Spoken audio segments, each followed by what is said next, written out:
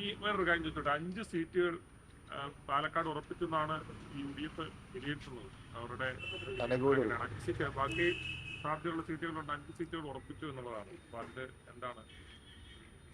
അതിപ്പോ കേരളത്തിൽ 100 സീറ്റ് ഉറപ്പിച്ചു എന്നല്ല കോൺഗ്രസ് പറയുന്നത്.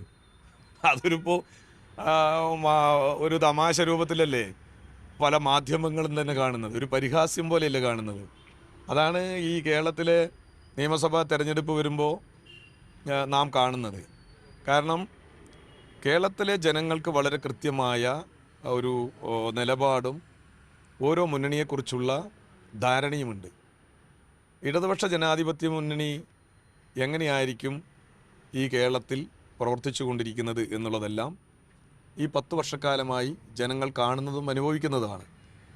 അതുകൊണ്ട് തന്നെ അവരുടെ അവകാശവാദങ്ങളൊന്നും ഈ കേരളത്തിൽ നടക്കാൻ പോകുന്നില്ല. കേരളത്തിലെ KPCC പറയുന്നത് ഒരു ക്യാമ്പ് കൂടിയിട്ട് 100 സീറ്റ് കിട്ടുന്നതാണ്.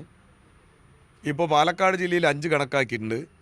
എനിക്ക് തോന്നുന്നു 5 ഈ തമിഴ്നാട് അതിർത്തി പാലക്കാട് ജില്ലയിലുള്ളത് കൊണ്ട് അപ്പുറത്തെ ഏതെങ്കിലും സീറ്റുകൾ കൂടി ആ കോയമ്പത്തൂരും പൊള്ളാച്ചിയൊക്കെ കോൺഗ്രസ് മത്സരിച്ച് പിടിച്ചെടുക്കാൻ വല്ല സ്റ്റാലിനുമായിട്ട് ധാരണയുണ്ടാക്കിയിട്ടുണ്ടോ എന്ന് എനിക്കറിയില്ല. പക്ഷെ പാലക്കാട് ജില്ലയിൽ അത് നടക്കാൻ പോകുന്നില്ല.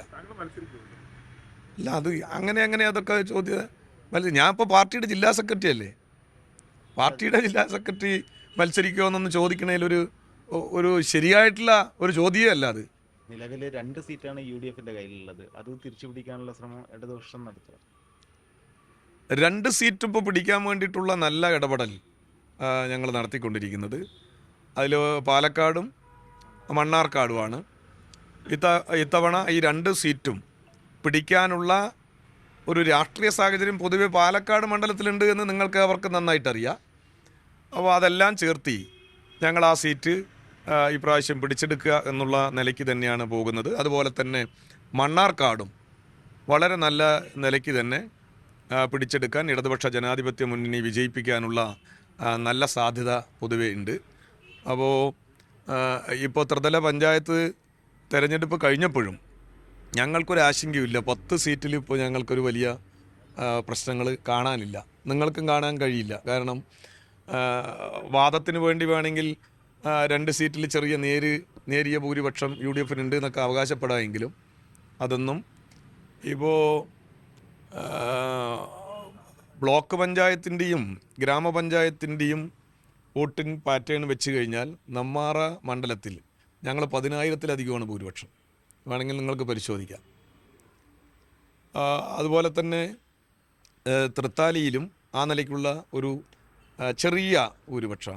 അതുമാത്രമല്ല, ആ മണ്ഡലത്തിൻ്റെ വികസനം ഇപ്പോൾ നടത്തിക്കൊണ്ടിരിക്കുന്ന വികസനവും മന്ത്രി എന്ന നിലയ്ക്ക് അവിടുത്തെ MLA നടത്തിക്കൊണ്ടിരിക്കുന്ന വികസനങ്ങളെല്ലാം പകൽ പോലെ ജനങ്ങൾ ഇപ്പോൾ കാണുന്നതും അനുഭവിച്ചു കൊണ്ടിരിക്കുന്നതാണ്. അതുകൊണ്ട് അതിൻ്റെ എല്ലാം വലിയ നിലയ്ക്കുള്ള ഒരു മുന്നേറ്റം ഈ മണ്ഡലത്തിലെല്ലാം ഞങ്ങൾക്കുണ്ടാവും. ചർച്ചകൾ തുടങ്ങിയിട്ടുണ്ടോ? ജില്ലയിൽ നിന്നുള്ള മന്ത്രി വീണ്ടും തെരഞ്ഞെടുപ്പ് അങ്ങനെ ഒരു ചർച്ചയും നടത്തിയിട്ടില്ല. ഇല്ലല്ലോ.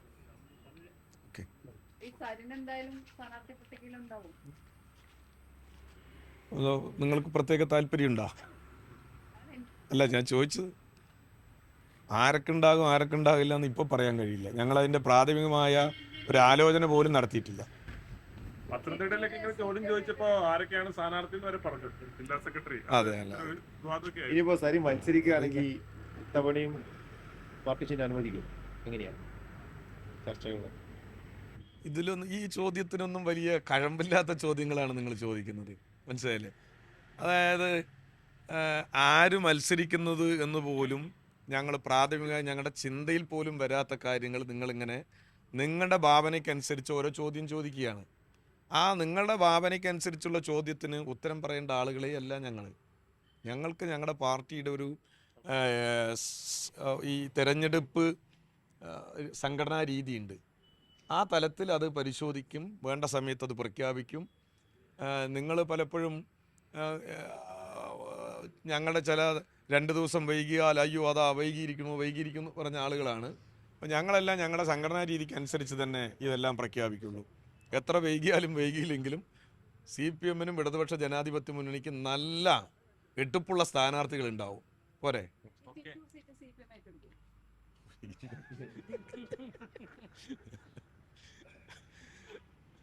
ചിറ്റൂർ സീറ്റ് എന്നല്ല, ഇടതുപക്ഷ ജനാധിപത്യ മുന്നണി ഒരു സീറ്റും CPM ഏറ്റെടുക്കേണ്ട ഒരു സ്ഥിതിവിശേഷം ഇപ്പോൾ പാലക്കാട് ജില്ലയിലില്ല.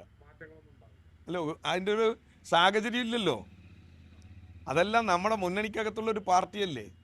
ഞങ്ങൾ ഒറ്റക്കെട്ടായി ഒരുമിച്ച് നിന്ന് ഒരു ലക്ഷ്യത്തിന് വേണ്ടി ഈ രാജ്യത്തെ ജനവിരുദ്ധ നയങ്ങൾക്കെതിരായി, വർഗീയ ഫാസിസത്തിനെതിരായി ഒറ്റക്കെട്ടായി പൊരുതുന്ന ഒരു മുന്നണിക്കകത്ത് അവരുടെ സീറ്റിന് ഞങ്ങൾ എന്തിനാ മത്സരിക്കുന്നത്? ഞങ്ങളുടെ ഒപ്പം നിൽക്കുന്ന ഒരു പാർട്ടിയല്ലേ, അതിന്റെ കാര്യമില്ലല്ലോ.